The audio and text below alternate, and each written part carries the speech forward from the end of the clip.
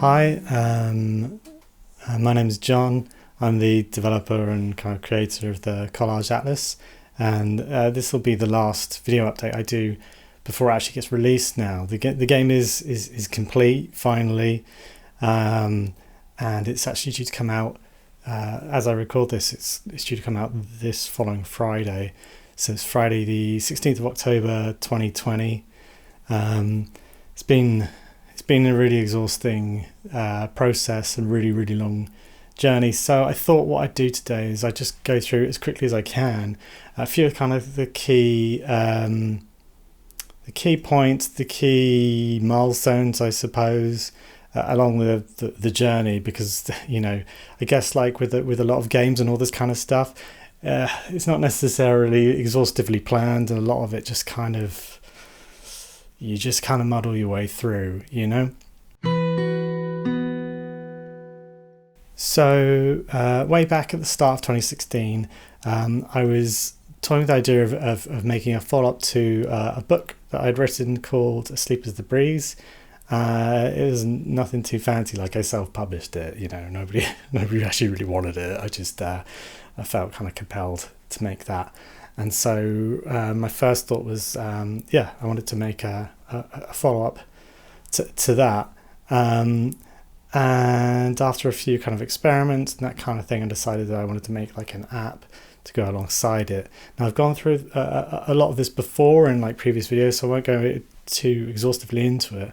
But needless to say, I ended up making a small little thing that was more than just a little app that had like chapters of a book. It actually became like a 10-minute long interactive journey, a first-person adventure, but it was only, as I say, 10-minute little slice. And somehow I managed to get accepted into the Left Field collection of that year. Left Field collection being an exhibit that runs in EGX in the UK, curated by David Hayward, and they show kind of small curiosities, experimental things, games adjacent things. It's a cool kind of space, and I was absolutely over the moon to have been selected to actually like exhibit there alongside all this stuff that I think is like seriously cool. So one thing led to another, and all of a sudden I had people asking like, when's the full game coming? So I thought, okay, there's an interest in this, and I've still got so much more I want to do with the ideas. And actually once I started making this 10-minute thing, all of a sudden I realized actually there was a huge thing stuck in the back of my mind. So I just kind of went for it and started trying to figure out how I can make that work. Fast forward a few months, and I applied to a thing called the UK Games Fund, which is a grant in the UK for independent and small kind of games developers who need kind of just that small little lifeline of financial backing for like the first. Back then, it was for the first kind of few months of development. So I had I think it was 5 months, which is huge. Five months worth of backing, so I didn't have to kind of do my regular freelancing stuff. I was freelancing as a graphic designer and a producer and a developer for many years, so I could park all that and focus entirely on the Collage Atlas, which is what I did. And I managed to make a small prototype, and so this was like, I guess, Mark II, because the Collage Atlas from Left Field collection that had been entirely parked at this point. All the assets were redrawn, the whole thing had been replanned. The spirit was very much the same, but it was a new thing. So as I say, that 5-month kind of development time, it was enough. It was enough to get the prototype, that first kind of prototype put together, which was enough then to start approaching like money people and business people and try and secure some kind of like publisher backing, which was really arduous. It was a really difficult time. So ultimately that prototype, which was created, in the second half of 2017, It wasn't really fit for purpose other than shopping around to publishers and that kind of stuff. The code base just really wasn't there. I wasn't happy with it in terms of its functionality and how robust it was, and that kind of stuff. So I ended up more or less having to kind of bin that. I mean, the artwork that I'd created for it was fine, but I had to go back to the drawing board in terms of programming. So that was really tough.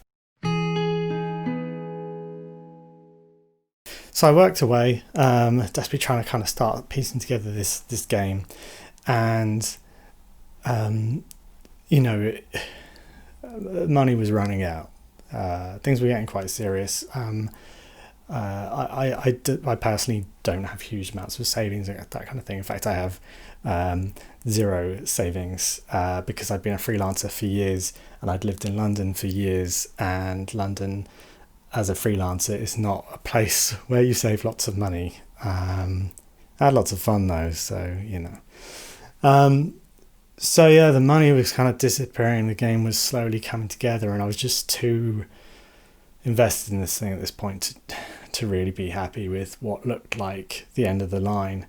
And I got to the final couple of weeks of development, and it really was like, I was going to have to just, I was going to have to kind of bridge the gap with, a factory work or whatever I could find the following, like a couple of weeks down the line.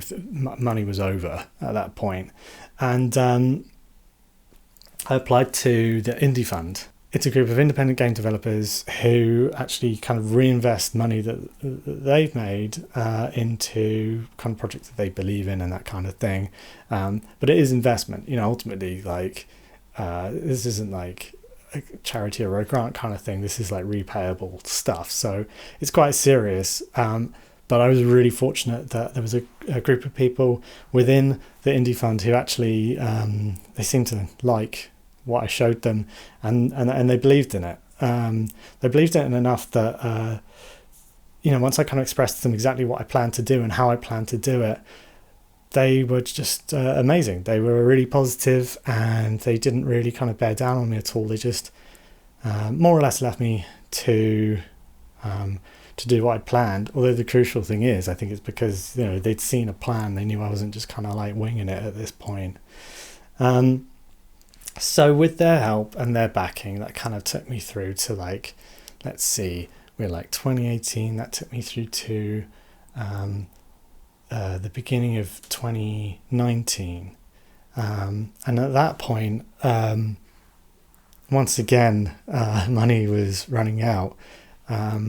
Which, it might surprise you because it's a very small game, but there's never been a huge amount around it. And I've been doing, at that point, I was working entirely on my own, and I had been for about 2 years at that point. So doing all the artwork, all the code, all the music and everything. But even so, money is needed to pay for bread and rent and that kind of thing. So one of my investors, he actually reached out to some people at Apple, which was just like, obviously really exciting, on the basis that he was hoping that we might be able to like hopefully convince them to give us like an app store feature on the day of launch or something. So like, that really was it at that point. We weren't even thinking, can I finish the game? We were just hoping like, what if we can get it done and they will agree to maybe like do a little post about it on the day of launch. It gives the game a bit more of a chance. And they actually got back to me, but they got back to me about something entirely different, something that we didn't even know about at that point. It hadn't been announced publicly. We had no rumblings of it. There was no kind of like behind the scenes insider knowledge. I had like no idea what was coming. They approached me and told me about Apple Arcade and what they were planning to do there, and they asked me if I was interested in bringing my game to Apple Arcade, and we talked about why I was making what I was making, what really mattered to me around it, and all that kind of thing. And I basically said to them, personally speaking, at that stage, all that mattered around this project was that as many people got to play it as possible. I'd said to them, and I've said to a load of people before, and in fact, actually the sentiment is in the game itself. For my own work, with regards to my own work, I consider it more or less worthless and meaningless unless people are able to engage with it.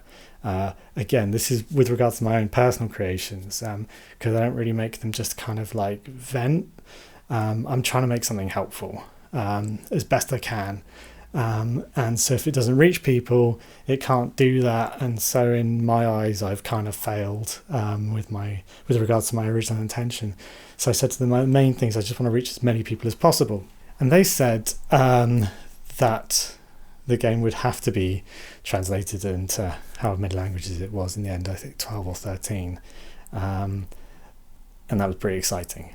I think at that point, when it became clear that this game could actually not only see the light of day, but it could see the light of day in Arabic and German and French and Italian and Japanese, I was just like thrilled, So, gosh, there was an awful lot of paperwork and businessy kind of talk and whatnot, but the game was alive at that point. I'd been given the backing and the final runway that I needed to actually get this thing finished and off the ground. And so that that was me throughout 2019 and throughout 2020, the end of the world year. I've just been throwing everything at this, every day, every night. And I don't mean that, I don't want to kind of glamorize that at all. Like it's been really, really rough. I've worked more than I would ever encourage anyone else to. If some of my friends were doing the hours that I was doing, I would be mortified. But I felt compelled to get it done. Particularly since there's been an awful lot of other stuff going on in and around my life. There's been some unfortunate kind of things, family illnesses and that kind of thing. So for me, I just really wanted to try and make something positive, even if I don't sound tremendously positive a lot of the time. I wanted to kind of wrestle something good out of just all of this, 2020 and backness,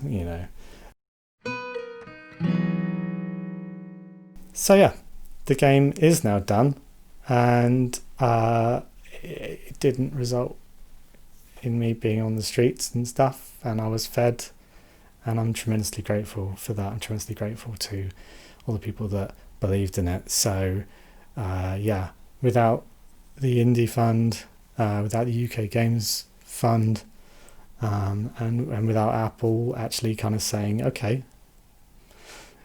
make that thing, wouldn't be here now. So it's a really rambling one, and it's kind of formless, but I just felt like I wanted to kind of put that down on video, I guess, while it's fresh in my mind and that kind of stuff. So before I go, I just want to say, lastly, huge thank you as well, because I talked about working on my own, and I did for a huge amount of the project. I worked with a contractor very early on, and as I say, that ultimately wasn't really happy with doing that going forward. So I ended up working on my own for the intervening years. But ultimately, to get this game on like Apple TV and iOS and Mac simultaneously at launch is just like a ridiculous thing. And so I enlisted the help of a team called Kitty Face, and they've been amazing. They've been so amazing. They've allowed me to just focus on like making the game, the core experience kind of stuff. And they've helped with all the things that are like tremendously like tricky. We're talking like iCloud saves and syncing that and making sure you don't lose your data if you transfer from one device to the other. Those kinds of things, they did all of that integration there, and I'm so grateful for their help. They're amazing. Can't recommend them highly enough. Their attitude and their diligence and everything, just like while I was losing my mind, they weren't losing theirs, and that's what you really want in contractors. So they were incredible. I also want to thank the translators who worked on the project, and I'm going to list all of those in the description down below, so that you can actually just go straight to their profiles if you're looking for translators, because they were great. They were amazing. And also I want to thank my friend Sam Duffy, who I've known for years and years and years, who is just an incredible graphic designer, the likes of which I will never ever be. And he designed the logo for the game and some other kind of UI things around it, and really grateful for that. And lastly, I want to thank Frankie Rose as well. One of my favourite singers for years and years and years. And when she agreed to record vocal pieces of this game, I was just I still can't quite process it, but it's her kind of spooky, ethereal vocal performances that I think they're the bit of the game that I like the most. Don't really like stuff that I make, but because I just see it as like a thing I made. But those vocal parts are really something else. So if you get a chance to play it, I hope you like it. I hope you have fun with all the metaphors and whatnot, and I hope you're able to kind of wrangle something out of it that's useful to you, because as I said before, it's not really meant to be my story. I hope it's useful for you. Take care, and I hope that all of this just dials down a little bit soon, because it's a lot. So thank you.